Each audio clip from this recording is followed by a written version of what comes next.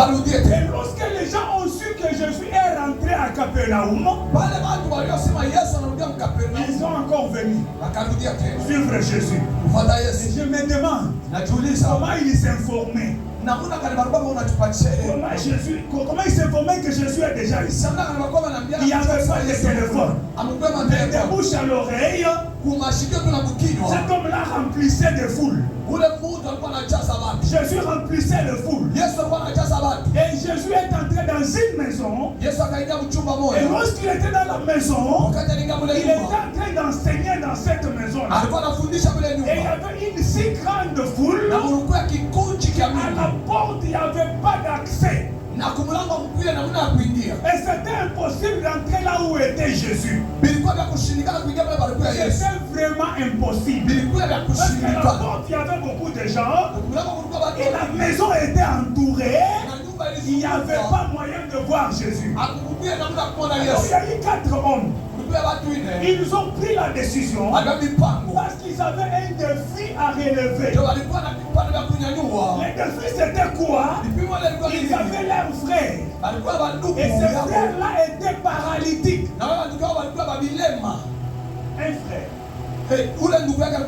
Il était paralytique. Il ne pouvait pas marcher. Maintenant les amis là, écoute ce qu'ils ont fait. Ils ont transporté leur frère. Ils sont partis avec lui. Et lorsqu'ils arrivent, ils trouvent le premier obstacle. C'était la foule. Amen. C'était la foule.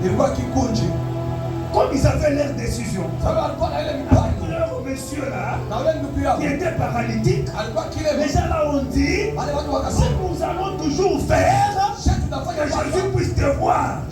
Parce que si Jésus te voit, la paralysie finit. Il faut que l'on fasse un effort. Et qu'est-ce que nous allons faire? Ils nous sont montés sur le toit. Ils nous ont troués. Juste là où était Jésus. Et Jésus était en train d'enseigner. Il a vu un lit de malades descendre là-bas dans le toit. Juste devant Jésus. Jésus a regardé la foi de ces gens-là. Même s'il y avait une foule. Même si la porte était bloquée par la foule. Mais ces gens ont développé leur foi. Parce qu'ils triomphaient. Ils relevaient le défi. Et les défis qui sont déclarés impossibles. Je ne sais pas ce que l'ennemi a déclaré impossible dans ta vie. Il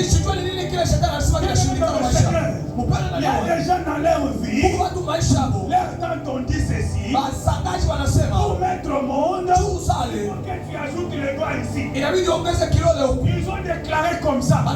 Il y a des gens dans la vie ici. Ils ont déclaré sur eux. Pour trouver le travail, il faut que tu mettes les doigts ici. Viens dans le Seigneur. Mais lorsque tu as la foi et la foi en Jésus-Christ, tu élèveras ces défis-là au nom de Jésus. Aucun défi ne doit se tenir devant toi au nom de Jésus. Oh mon Dieu. Et j'ai compris une chose. Ces messieurs, Dieu l'avait entouré de bonnes personnes. Amen. Que Dieu t'entoure de bonnes personnes. Les personnes qui te voient dans la souffrance, qui font tous leurs efforts pour que tu puisses sortir de cette souffrance-là. Et les gens comme ça sur la terre, ils ne sont pas nombreux. Amen. Les gens comme ça sur la terre ne sont pas nombreux. Ils ont pris la décision. C'est notre frère. Il est paralytique.